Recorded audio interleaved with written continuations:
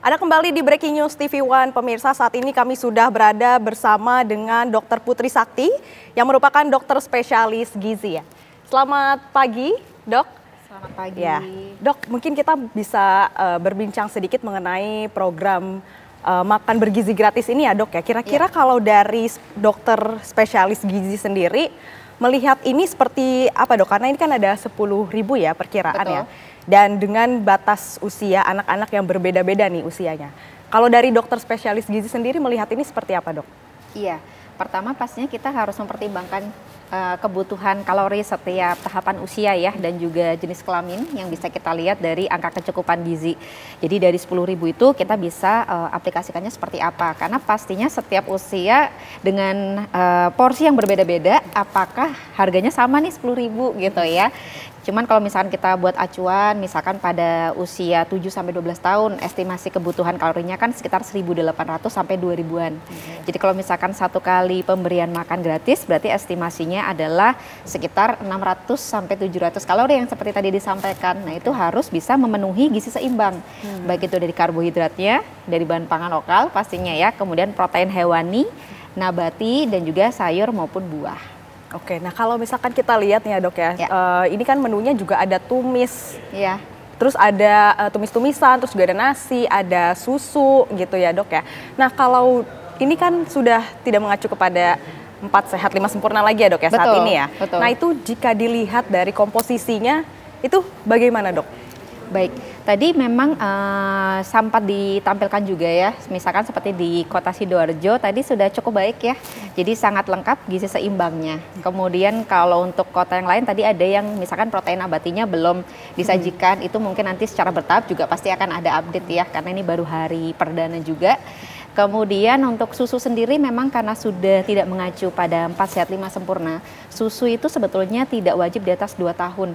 Tapi kalau misalkan di dalam dana 10.000 per anak ini masih bisa ada spare untuk susu, tentunya bisa menjadi salah satu opsi gitu ya, pilihan untuk pemenuhan protein tambahan. Kalau misalkan anak tersebut kurang suka nih dengan protein yang disajikan gitu. Nah untuk kalau dari dokter gizi sendiri, apakah bisa mengatasi dari menu-menu yang sudah disajikan ini ya, Dok ya? Apakah ini bisa mengatasi stunting gitu ya, seperti yang sudah dicanangkan oleh dari program Presiden Prabowo dan juga Wapres Gibran ini kan untuk mencegah stunting ya, Dok ya. Apakah dengan menu 10.000 dan juga dengan lauk yang ada ini itu dapat mencegah stunting, Dok? Iya, sebetulnya untuk stunting atau perawakan pendek ini kan ditegakkan di usia 2 tahun ke bawah. Jadi mungkin kalau yang paling optimal ini adalah kita melihat dari pemenuhan gizi remaja terutama putri ya. Karena kalau misalkan anemia berkelanjutan, dewasanya juga tidak baik, sebagai calon ibu juga kurang baik gitu. Jadi nanti saran saya itu sebaiknya untuk aplikasi dari protein hewani itu harus lebih bervariasi. Sayurnya juga gitu, dan yang paling dioptimalkan terutama di gizi 1000 hari pertama kehidupan untuk para ibu hamil, ibu menyusui juga. Oke, Dok, untuk memperjelas dan juga mempertegas lagi ya, Dok ya, mengenai jumlah kalori yang dibutuhkan oleh setiap anak di setiap usianya ya, Dok ya. Itu misalkan kelas 1 SD sampai kelas 3 atau kelas 6 itu dibutuhkan berapa kalori kah? Terus juga kemudian kan kebutuhannya berbeda-beda ya, Dok ya, setiap tingkatan anak-anak sekolah gitu ya. Mungkin di SMP kebutuhannya berapa kalori kah, atau ini seperti apa, Dok, kira-kira? Betul. Contohnya tadi ya, kalau misalkan seperti usia 2 sampai 4 tahun kita bisa estimasinya sekitar 1.300 sampai 1.600 gitu ya, tergantung bagaimana jenis kelamin dan usia saat tersebut. Atau bisa juga nanti usia 7 sampai 12 tahun tadi rentangnya mungkin antara 1.800 sampai 2.100. Tentunya semakin bertambah usia, kebutuhan untuk tumbuh dan berkembangnya pasti akan lebih besar. Nah itulah yang nanti kita perlu evaluasi, apakah 10.000 ini bisa dipukul rata untuk kebutuhan yang semakin beda usia semakin tinggi. Karena ini tergantung aktivitasnya juga ya, Dok ya, setiap anak ya. Betul, dan belum lagi kalau misalkan kita mengacu pada nanti makan gratis untuk ibu hamil, ini untuk setiap trimesternya kan ada penambahan kalori, misalkan pada 6 bulan pertama, untuk trimester pertama itu penambahannya sekitar 180 kalori dari kebutuhan ibu tersebut gitu ya. Nah otomatis kan kita harus perhitungkan apakah 10.000 ini cukup atau tidak. Jadi menurut saya perlu evaluasi sambil terus berjalan ya, apakah bisa disubsidi ulang. Misalkan untuk anak-anak, oh ternyata di bawah usia 5 tahun 8.000 cukup nih dengan mengoptimalkan sumber daya lokal. Jadi nanti biayanya bisa dipindahkan ke yang kebutuhannya lebih besar misalkan gitu. Atau variasi menu. Misalkan menunya bisa yang kadang yang murah meriah tapi tetap enak gitu ya. Sesekali misalkan tadi seperti ayam teriyaki yang mungkin bumbunya dan lain-lain pengolahnya lebih lebih butuh dana ekstra misalkan gitu. Nah, Dok, ini kan kalau misalkan kita lihat ya dari tadi dari berbagai daerah, ini pendistribusiannya dengan menggunakan packaging yang sama ya, Dok, ya, itu yang bisa kita katakan yang reusable gitu ya, yang bisa digunakan kembali. Nah, untuk kehigienitasan itu nih, Dok, ya, terlebih dalam hal packagingnya itu ya, Dok. Ya. Itu kalau dari dokter spesialis gizi ini melihatnya seperti apa, Dok? Iya, baik. Pertama sebetulnya kalau melihat dari wadah yang reusable atau yang bisa digunakan ulang, tadi kalau saya lihat kan sepertinya stainless ya, gitu. Kalau bisa memang standarnya paling tidak 304 atau 316, jadi tidak mudah karatan. Kemudian yang kedua, pastinya bagus ya kita bisa membantu mengurangi beban negara untuk food waste atau limbah dari untuk tempat makanannya tersebut. Tetapi dengan catatan kita juga harus mempertimbangkan sanitasinya. Baik itu saat mencucinya, kemudian saat penyajiannya, sampai setelahnya, terutama kalau makanan berlemak kan lebih PR ya. Nah, itu harus benar-benar diperhatikan dan dikaji ulang terus apakah SOP-nya ini sudah dijalankan dengan baik atau tidak.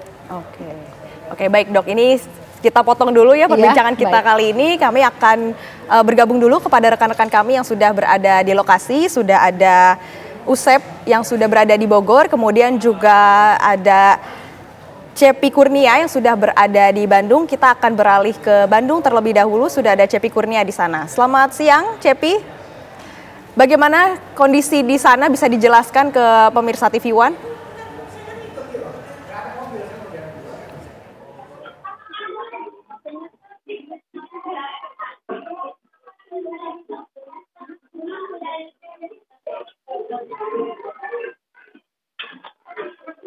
Bergizi gratis dari Badan Gizi.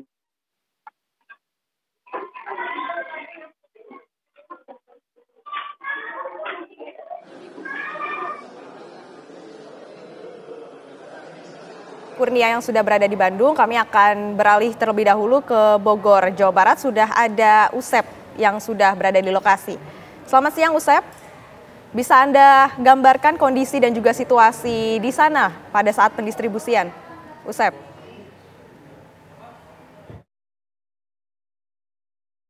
Di SD Negeri Kedung Badak 1, tengah menyantap makan siang atau makan bergizi gratisnya. Di antaranya ada telur dadar goreng, ada nasi, kemudian ada sayurnya adalah sayur wortel ya, ditambah dengan yang lainnya. Lalu kemudian dapat pisang juga satu, ada pisang, kemudian juga mereka sebenarnya ada yang bawa sendok, tapi juga ada yang nggak bawa sendok. Kalau yang nggak bawa sendok, mereka laki-laki rata-rata mereka bawa makannya pakai tangan seperti ini. Jadi mereka pakai tangan, tapi tadi cuci tangan dulu, bareng-bareng tadi sama-sama, kemudian masuk ke kelas, berdoa bersama-sama. Lalu kalau anak-anak perempuan rata-rata mereka bawa sendok sendiri. Jadi anak-anak perempuan ini kelas 2 ya, kelas 2, kelas 1. Kelas 2 ya, nih bawa sendok masing-masing, ada pisangnya kecil gitu di sini. Tapi di antara mereka ada yang nanya tadi susunya nggak ada katanya. Ada susunya nggak? Nggak ada. Enak kan makannya? Enak. Enak saja, biasanya ada susu kata dia pada saat kemarin ini ada lagi anaknya. Namanya siapa? Fatimah ya? Fatimah Zahra. Oh, makan apa ini? Telur sama sayur. Sayurnya sayur apa? Kamu seneng nggak? Suka. Ada susunya nggak? Nggak ada. Nanti seminggu sekali susunya. Enak kan, tapi nggak usah jajan ya kamu ya? Biasanya jam segini jajan? Jajan. Sekarang? Jadi makan ya. Enak. Makasih Fatimah ya. Selamat makan Fatimah. Itu tadi salah satu siswa Fatimah kelas 2 di SD Negeri Kedung Badak 1 di Kecamatan Tanah Sareal, Kota Bogor, Jawa Barat. Dan tadi ada Kepala Komunikasi dan Informasi Kepresidenan hadir di sini, Pak Hasan. tadi juga sempat hadir di tempat ini, lalu kemudian melihat dapur yang ada di depan kantor Detasmen Peralatan TNI Angkatan Darat di Kedung Badak ini, tidak jauh dari tempat ini saya mengabarkan. Lalu dari sini tadi Kepala Kantor Komunikasi dan Informasi Kepresidenan tadi itu langsung menuju ke SMP PGRI 6. Tidak jauh dari tempat ini, dan juga langsung memberikan makanan siang gratis. Setiap mobil itu yang dibawa, ada kendaraannya yang dibawa roda 4 berjumlah 1.050 ompreng atau tempat makan ya, kotak seperti ini. Ini sudah disiapkan oleh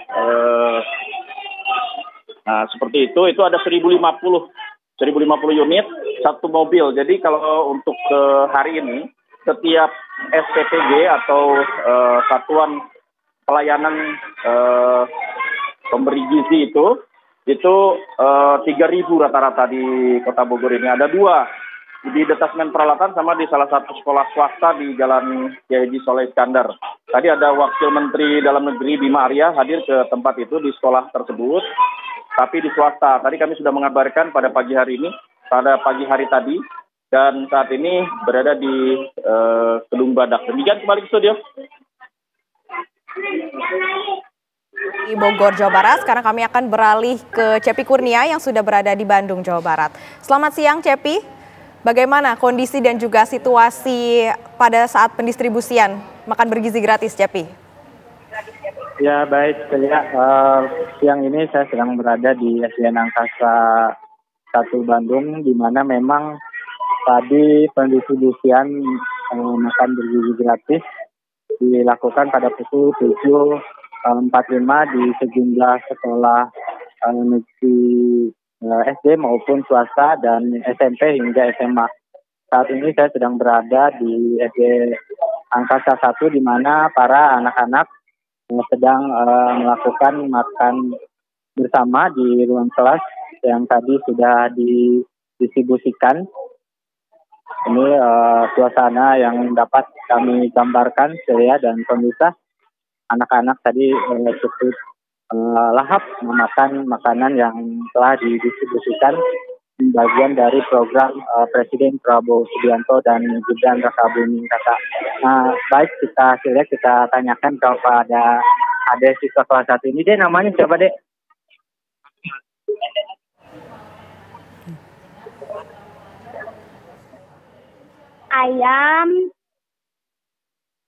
Ayam, sayur, sama nasi. Gak ada. Oh ya, pisang.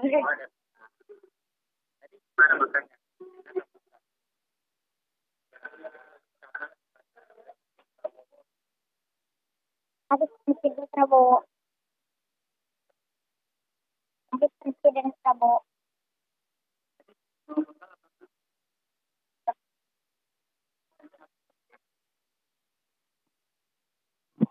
Ya, Celia, itu tadi saya berbincang dengan salah satu siswa kelas 1 SD Angkasa. Tadi mengaku makanannya sudah habis. Tadi memang sejak beberapa menit yang lalu para siswa ini sudah dibagikan makanannya oleh para gurunya.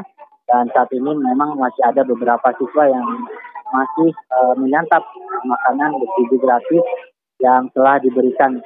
Tadi juga memang di sini selain di SD Negeri, ini ada juga beberapa makanan bergizi yang diberikan. Selain di Kecamatan Cicendo, ada juga di Kecamatan Sukajadi. Nah, rencananya memang makanan bergizi ini akan terus dilakukan di beberapa kecamatan di wilayah Kota Bandung sendiri. Begitu, Celia. Baik, terima kasih banyak Cepi Kurnia atas laporan Anda. Pemirsa, jangan kemana-mana, Breaking News TV One akan segera kembali.